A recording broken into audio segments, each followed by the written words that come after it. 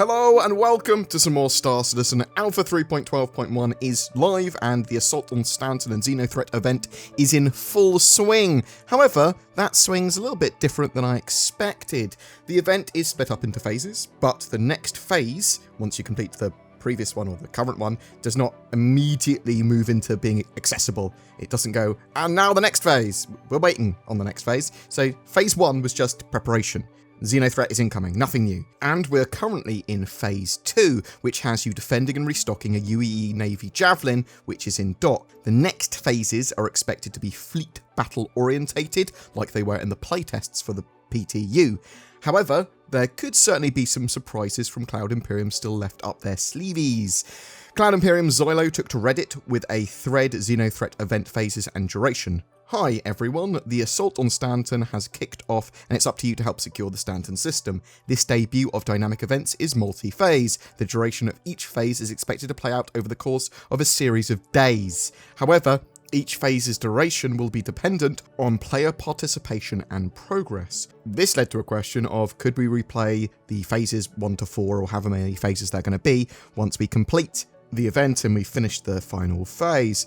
So this had the short answer of pretty much no, but the longer answer of once we move to a new phase, the previous phase is only history.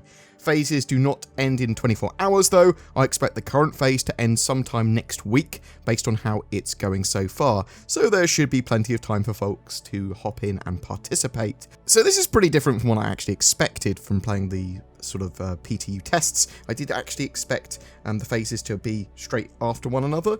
Let's talk about what the current phase, Phase 2, Restock and Rearm actually is and how to do it, and guide you through it somewhat if you're like, what do I do? So Phase 2 is Restock and Rearm. So you will turn up to Jericho to report for duty after accepting the mission from your Moby-Glass in the Priority tab of General. This is near Microtech, that Jericho station, but there's also an L1 space station nearby, which is worth setting it as your respawn point. Your job is then to make sure the docked UEE Navy Javelin doesn't get too damaged, because that will fail you your mission there. And you have to then ensure cargo gets ferried from a nearby group of Starfarer wrecks in a gas cloud to Jericho Station. So the gas cloud with the wrecks, that has to be cleared of enemies. There are NPCs literally in the ships there as well, which you'll have to clear out. And there are waves of enemies that will spawn and attack in ships too. So once you've cleared the Starfarers, you'll have to open the cargo bay by going near the door. There's a little machine you interact with and it will open the door up. And then you've got to get the cargo from the little cages there from the back of that Starfarer into ships and then sell them at kiosks at Jericho. And there are 3 types of cargo. Zeta Prolinade, which you've got to take 120 boxes of. They glow green and they deteriorate over time. They are time-sensitive cargo. If you do not get it to Jericho in a few minutes, they are worthless. There's Acryloplex. This glows blue and is explosive. If it gets bumped around too much or takes damage, boom! Not good. You need to take 60 boxes of this across to Jericho. There's also Dilithium-X, which you need to take 90 boxes across. This is quantum sensitive. It cannot be quantum traveled with. You will have to ferry that manually. I say manually, just with your standard engines, no quantum jumping allowed. So it's around 600 plus kilometers, which can take a little while, but not a huge amount of time. While this is happening, the Javelin and Jericho may come under attack from XenoThreat, and it will have to prevent them from taking out the Javelin. This means that you may have to deal a lot of damage to an Idris to make it retreat, or even destroy it, as the XenoThreat fleet there that attacks can have Idrises in it. But also, XenoThreat waves will turn up to attack the wreck site and even attack players that are transporting cargo to Jericho, especially that quantum-sensitive cargo, and they can just turn up and go, I'm going to shoot all your cargo ships. I'm not sure why they talk like that, but basically what I'm trying to say is escorts are needed. Once fully resupplied, the Javelin will become active, moving out of its dock and then engaging nearby enemies before it will then jump away. And then arm the Javelin. So you'll get paid and all that sort of jazz, but the next part of the mission doesn't immediately then start. It's just over. And yeah, that's Phase 2 for the most part. In the next few days, we will move on to the next phase of the event. You can serve a jump, though, if you want to do that event again. I suspect lots of people are going to be wanting to play that mission again and again and again and again now, because it is limited time. Once they move on to the next phase, we will not be going back, and that's the kicker. I was very much expecting these events to be playable, just one phase after another, bam, I'll stay on a server for a few hours and do the whole event. But that's not it.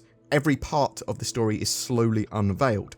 And maybe that would be a bit more exciting if I hadn't played a lot during the PTU playtests and sort of like knew what they had in mind. But it's very possible that Cloud Imperium have got some tricks up their sleeve still. We don't know exactly how they're going to implement everything into live. It might be a bit different from the PTU. There might be larger fleet battles going on. Although I would suspect this event very much has a end in mind, and they'll be like, we defeated XenoThreat and pushed them back.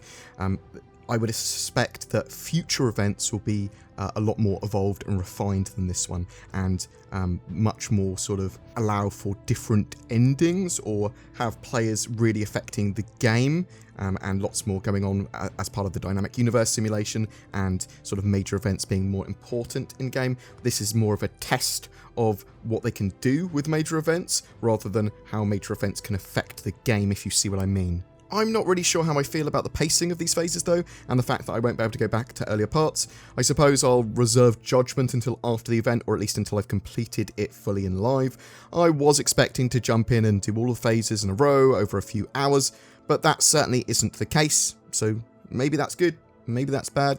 I don't know. We are going to be playing through XenoThreat a lot throughout this week. On Saturday, today at 2 PM UTC, we're going to be jumping into a server to do Phase 2, to do this cargo phase of the XenoThreat event. And if you want to get involved in that, go onto my Discord. There's an events area there, and we'll be doing more events throughout the week in-game that you can get involved with. It is discord.gg/BoredGamer. It is going to be first come, first serve with a lot of this stuff, but there will be many events in the future, so you'll be able to get involved. But what do you think? Have you been playing Alpha 3.12.1 live and the XenoThreat event? What do you think so far? Does it meet your expectations? Are you disappointed? Did you think it was going to be hugely different? Have you had issues that have made you enjoying the current build more difficult, be that bugs or be that griefer based?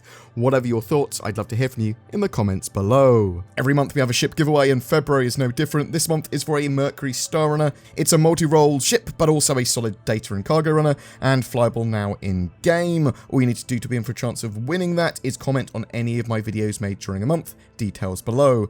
I'm also a massive shill for NordVPN. If you are looking for a VPN service, and you should, then NordVPN acts as a fleet of ships protecting your data from prying eyes while also providing privacy, like a ship would. Enjoy the interwebs without borders, securely and safely. Use the links below for discount. I can't promise it will make your life better, but I can imply that. Also, there is Game Glass. Do you have a touchscreen device that you want to use as a diegetic controller or interactive panel for Star Citizen and other games? Check out Game Glass. It's free for life for the basic version, and you can buy additional shards or functionality or subscribe for more as well. A special thank you for everyone that goes the extra mile to become a channel member or Patreon, as well as just liking, subscribing, or sharing these videos. If you would like to further support the channel, then please consider using the YouTube join button below my videos and becoming a BoredGamer channel member. You'll get some exclusive content each month, as well as badges that appear in the comments section of videos and emotes that you can use and all that sort of jazz. Thank you so much for checking out my content. You take care, and I hope to see you in the verse.